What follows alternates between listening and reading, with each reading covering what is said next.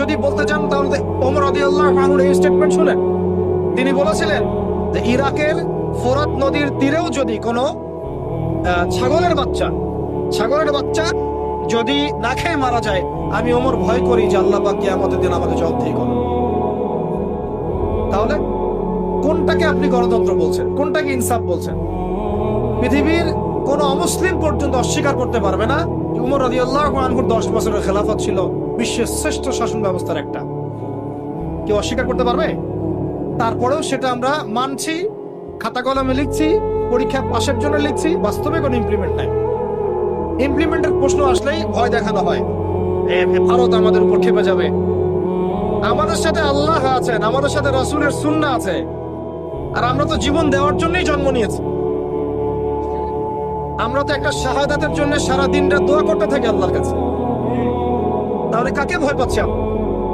আর যাদের সাথে আল্লাহ থাকে তাদেরকে কোনো শক্তি কি পরাজিত করতে পারে? ওই রোমানদেরকে মুসলিমরা রাসূল সাল্লাল্লাহু আলাইহি ওয়াসাল্লামের যুগের পরে পরাজিত করে নাই? মুতার যুদ্ধে, ইয়ারমুকের যুদ্ধে ওই পারস্যের সম্প্রদায়কে খালিদ বিন ওয়ালিদ রাদিয়াল্লাহু আনহু, সাদ ইবনে আবি ওয়াক্কাস তারা পরাজিত করেন নাই? তাহলে কাদেরকে ভয় করি আমরা? এই মুশরিকদের কথা বলছেন? ওই দালালরা ছাড়া, তাদের অভ্যন্তরীণ দালালরা ছাড়া তারা আমাদের কিছুই করতে পারবে না। অভ্যন্তরীণ দালালরা ছাড়া তারা আমাদের কিছুই করতে পারবে না। আমাদের দুশ্চিন্তার জায়গা কাফেরদের না, আমাদের দুশ্চিন্তার জায়গা হচ্ছে মুনাফিকরা। আমাদের দুশ্চিন্তার জায়গা কুফাররা নয়, বরং আমাদের দুশ্চিন্তার জায়গা কোনটা? মুনাফিকরা। এই মুনাফিক মুক্ত, দালাল মুক্ত সমাজটা করেন, দেখবেন যে ইসলামী শরিয়া অর্ধেক কায়েম হয়ে গেছে। কিন্তু এটাও তো আমরা ব্যর্থ হলাম। এখন পর্যন্ত দেখছি যে সব জায়গায় তারা ঘুরে বেড়াচ্ছে, তাই না? সবার আগে উচিত ছিল এই কেসাস গুলো বাস্তবায়ন করা। কেসাস শব্দই তো মানুষ শুনে নাই, বুঝে না, জানে না। নামাজ জিজ্ঞাসা করলে নামাজ বুঝে, রোজা বললে রোজা বুঝে, সম বললে সম বুঝে, যাকাত হয়তো বুঝে কিছুটা, সালাত বুঝে, তারাবি বুঝে, কেসাস বুঝে না। কেসাস মানে মুগ্ধকে যে হত্যা করেছে তাকেও হত্যা করতে হবে, নাম কেসাস। এই ভাষায় কথা বলা দরকার ছিল আমাদের। খুনের বিচার এইসব শব্দ বাদ দেন, শব্দগত বিপ্লবের দরকার। শব্দগত বিপ্লবের দরকার আছে, ভাষাগত আদর্শের বিপ্লবের দরকার আছে। ওরা একটা শব্দ বলবে, আমাদেরকে কাউন্টার শব্দ বলতে হবে। ওরা যদি বলে আমরা ধর্মান্ধ, আমাদেরকে বলতে হবে এরা হচ্ছে সেকুলার অন্ধ, এরা নাস্তিক অন্ধ, এরা বামান্ধ।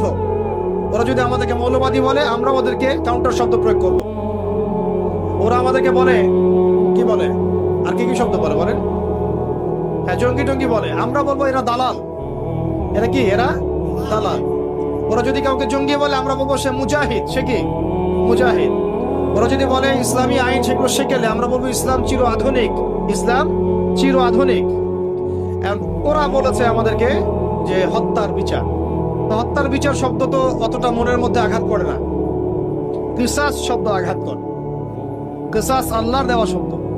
এটা কি বাস্তবিত হয়েছে? আপনারাই বলেন তো, এই জুলাই বিপ্লবের পরেও কি হয়েছে?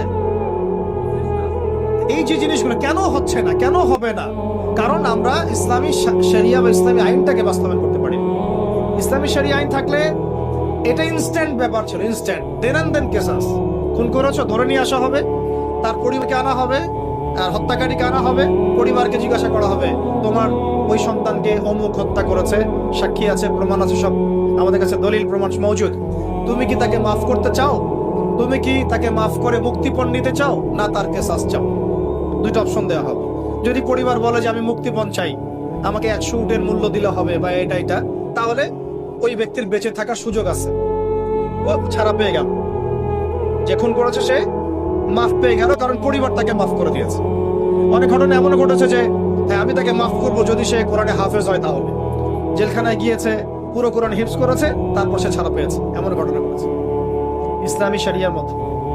আর যদি সে বলে না, আমি আমার ছেলের বিচার চাই, কেসাস চাই, যেভাবে আমার ছেলেকে হত্যা করা হয়েছে ঠিক সেইভাবে আমি তার কেসাস চাই, ওইভাবেই ইসলামী আদালত তার কেসাস বাস্তবায়ন।